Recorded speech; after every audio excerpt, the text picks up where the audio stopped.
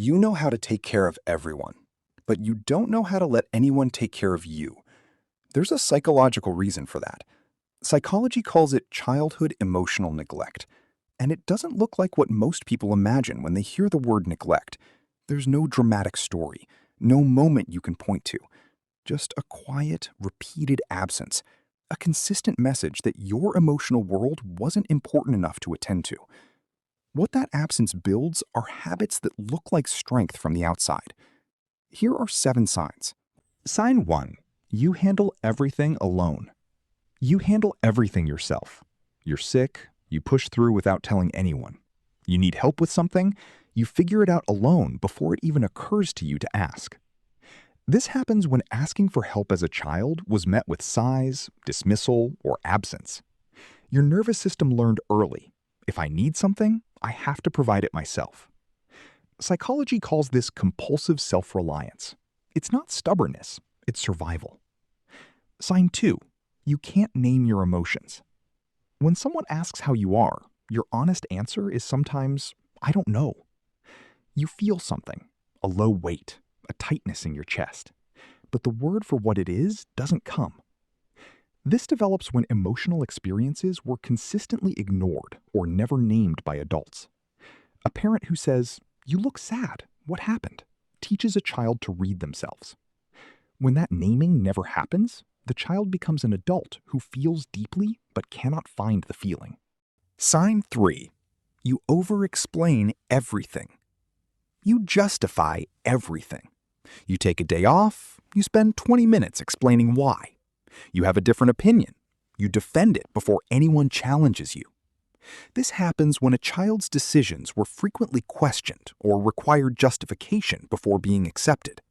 The child learned, my reason must be worthy enough. That child became you, and now you offer explanations nobody asked for because some part of you is still asking permission. Sign 4. You apologize for existing. You apologize for things that aren't your fault. You apologize when someone bumps into you, for having a question, for needing something, for taking up space. The apology isn't genuine responsibility. It's a reflex built over years of learning that your presence, your needs, your voice were more easily tolerated when you made yourself smaller. Psychology calls this the fawn response. It started before you were old enough to know your needs had worth. 5. You become whoever the room needs. 5.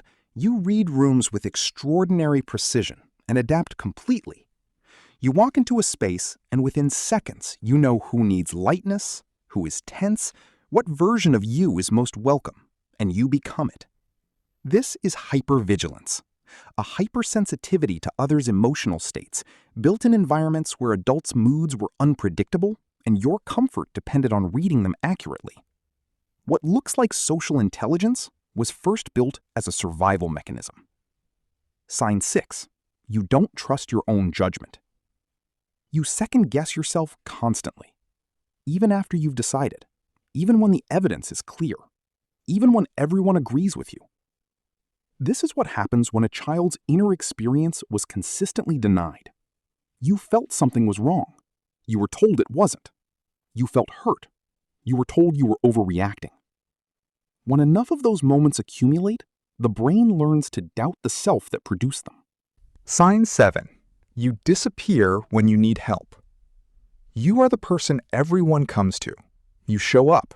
You hold space. You listen. But when something happens to you, when the weight lands on your side, you vanish. You manage it alone. And if someone offers help, you don't feel relief. You feel suspicion or shame. When care wasn't offered in childhood, the child didn't only learn to survive without it.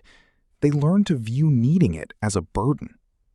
Childhood emotional neglect is not a dramatic story. It's the memory of something missing.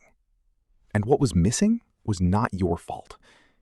What you built in the absence of that, the self-sufficiency, the quiet strength, is real.